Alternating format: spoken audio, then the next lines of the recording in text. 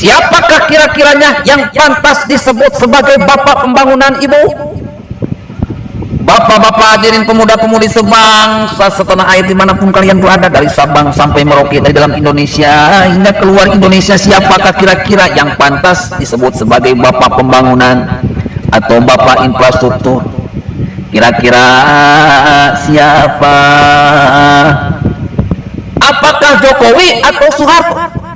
Apakah Soeharto atau Jokowi? Kira-kira yang mana Ibu? Soeharto atau Jokowi? Jokowi atau Soeharto? Maka untuk menjawab tersebut,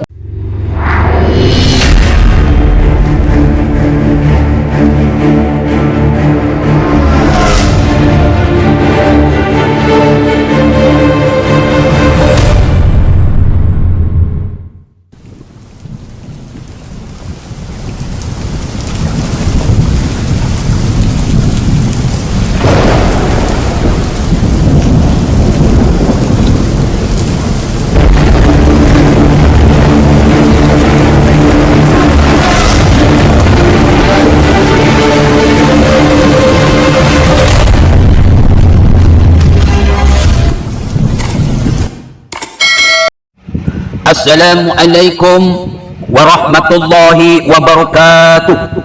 Ibu bapak hadirin pemuda-pemudi sebangsa setanah air dimanapun kalian berada, dari Sabang sampai Merauke, dari Indonesia hingga keluar Indonesia, kembali lagi bersama Gus A dalam channel Tanda Tanya Politik. Semakin pol, semakin asik. Bapak-bapak, ibu-ibu hadirin pemuda-pemudi sebangsa setanah air dimanapun kalian berada, dari Sabang sampai Merauke. Pada kesempatan ini saya akan mencoba membahas tentang sebuah tema yang ngeri-ngeri sedap dan sedap-sedap ngeri.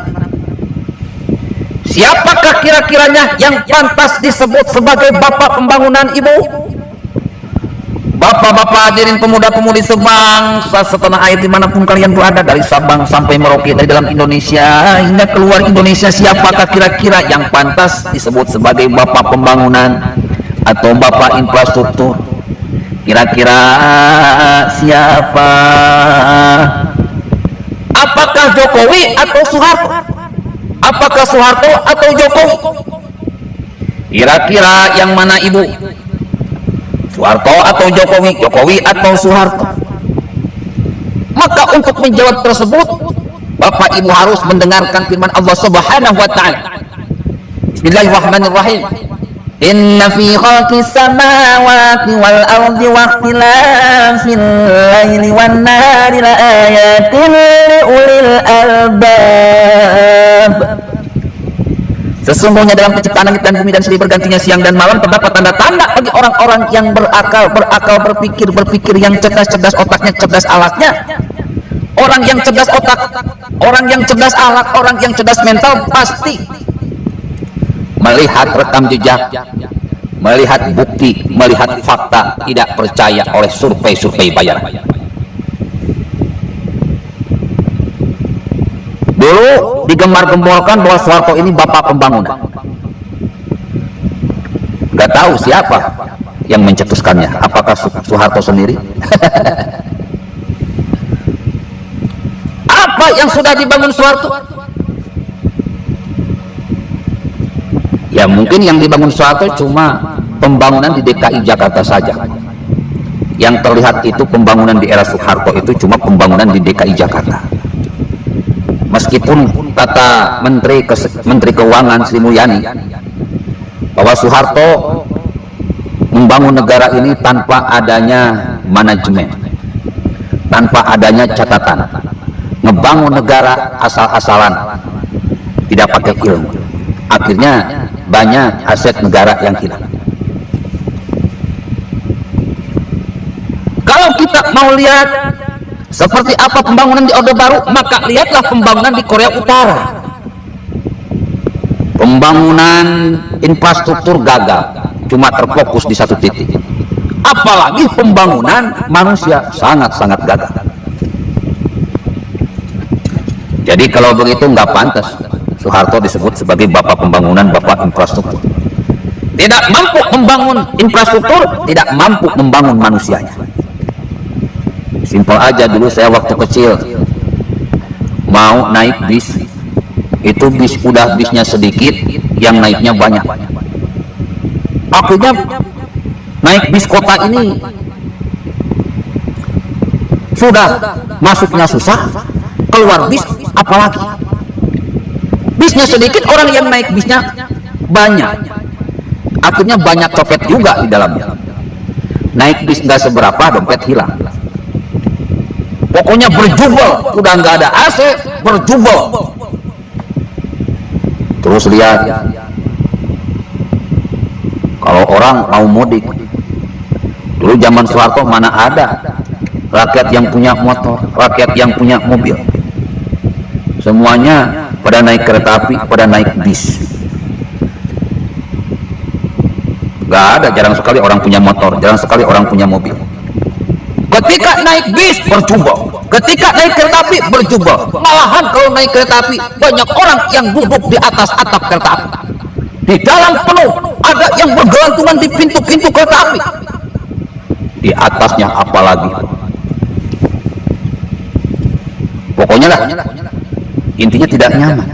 Jalan-jalan di kota jelek, apalagi di pedesaan, apalagi di pedalaman, jelek banget bro.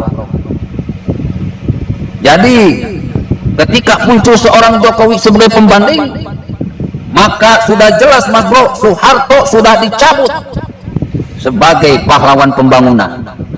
Karena ternyata pembangunan yang dilakukan oleh Jokowi, pembangunan infrastruktur yang begitu masif, merata di mana-mana. Tidak hanya di kota-kota pembangunan, tidak hanya di ibu kota pembangunan, semuanya gila-gilaan. Jalan Trans Sumatera dari Lampung sampai Aceh dilurusin, dibikin jalan tol, wow banget. Jalan Trans Jawa dari Merak sampai ke Banyuwangi dilurusin, wow banget.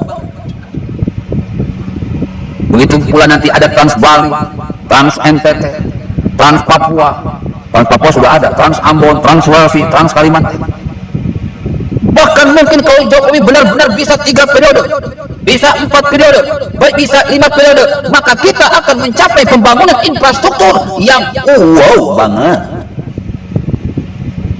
Antar pulau tersambung oleh jembatan-jembatan, pulau pun tersambung oleh jalan tol.